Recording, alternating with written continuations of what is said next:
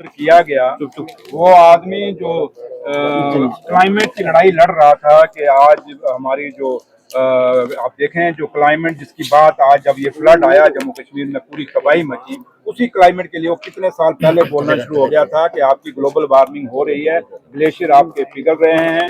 Glacier क्योंकि Ladakh glacier के बहुत नजदीक है और उसने कहा कि ग्लेशियर पिघल पिघल के नीचे गिरना शुरू हो गए हैं।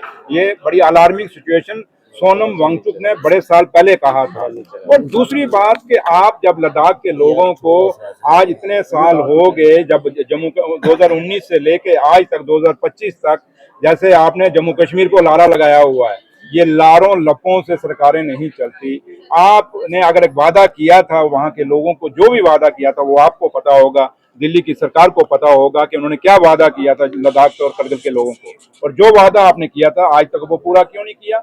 अगर आपने उनको एक अश्योरेंस दिया था वो अश्योरेंस फुलफिल क्यों नहीं किया। सेम सिचुएशन जम्मू कश्मीर की है कि हिंदुस्तान की पार्लियामेंट में से जो हिंदुस्तान के प्रधानमंत्री साहब ने और हिंदुस्तान के होम मिनिस्टर साहब ने वहां पे कहा था कि डिलिमिटेशन पहले कराएंगे, डिलिमिटेशन के बाद जम्मू कश्मीर में इलेक्शन कराएंगे और इलेक्शन जैसे हो जाएगा हम स्टेट का दर्जा देंगे। आज 1 साल होने वाला है सरकार को बने हुए, अभी तक स्टेट का दर्जा नहीं दिया। ये क्या है?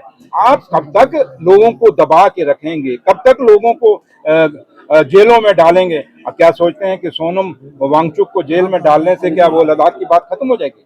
हम नहीं कहते कि लद्दाख के लोगों ने जो वहाँ कानून को अपने हाथ में लिया वो गलत बात है, वो नहीं लेना चाहिए था, लेकिन एक अनरेस्ट तो उन लोगों में था, एक गुस्सा तो उन लोगों में था। इस गुस्से को खत्म करने की जरूरत थी। जब देश की आजादी 1947 में पाई गई अंग्रेजों से, क्यों लोग लड़े, क्यों लोगों ने कुर्बानियां दी थी? इस हिंदुस्तान की पार्लियामेंट को बनाने के लिए क्यों अपनी जानें कुर्बान? भगत सिंह, राजगुरु, सुखदेव जैसे नौजवानों ने 23-23 साल उम्र में अपनी जानें कुर्बान कर दी। किस लिए की थी?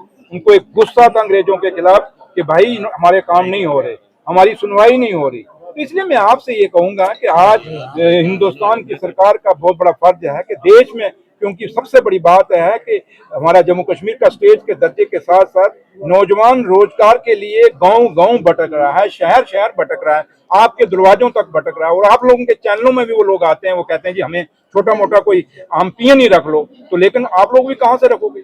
इसलिए आज आप देखें तो कोविड के बाद जो प्राइवेट बिजनेस है, चाहे मॉल थे, चाहे वो दुकानें थी, चाहे वो इंडस्ट्री थी, हर जगह मुलाजिम की कटेलमेंट हुई है। तो इसलिए आज बच्चों में उस नौजवान जो पढ़ लिख के आज पोस्ट ग्रेजुएट है, जिन्होंने इतनी पढ़ाइयां कर ली हैं, जब उनको रोजगार नहीं मिलेगा एक गुस्सा तो आएगा।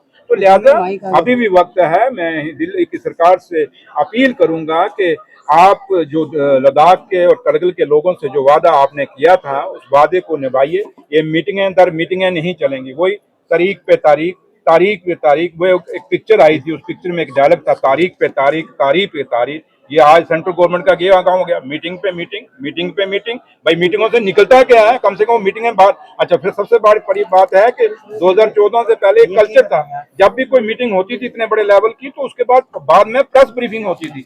आजकल प्रेस ब्रीफिंग वो कल्चर ही खत्म हो गया, मीडिया को बताया ही नहीं जाता कि भाई हमने मीटिंग में क्या डिस्कस किया। तो इसलिए ये मसला जो है आज जम्मू कश्मीर, चाहे लद्दाख है चाहे करगिल है, अगर आपने हमें हमारा स्टेटस तोड़ा, हमारा स्टेट तोड़ा, हम आपसे कुछ नहीं मांग रहे, कोई अलग से कोई चीज नहीं मांग रहे, सिर्फ इतना मांग रहे हैं कि जम्मू कश्मीर को आप स्टेट का दर्जा बहाल करिए। ये यूटी नहीं चलेगी, लेकिन बदकिस्मती, अच्छा फिर देखिए एक बहुत बड़ा मसला हमारे सामने, अभी डेली वेजर पक्के ही नहीं हुए थे, उधर से एलजी साहब भी डेली वेजर हो गए, अभी तक उनका ऑर्डर नहीं हो रहा। अब एलजी साहब का कहीं ऑर्डर भी तो होना चाहिए ना, एलजी साहब बिना ऑर्डर के ही चल रहे हैं और वो ऑर्डर भी निकाल रहे हैं ट्रांसफर।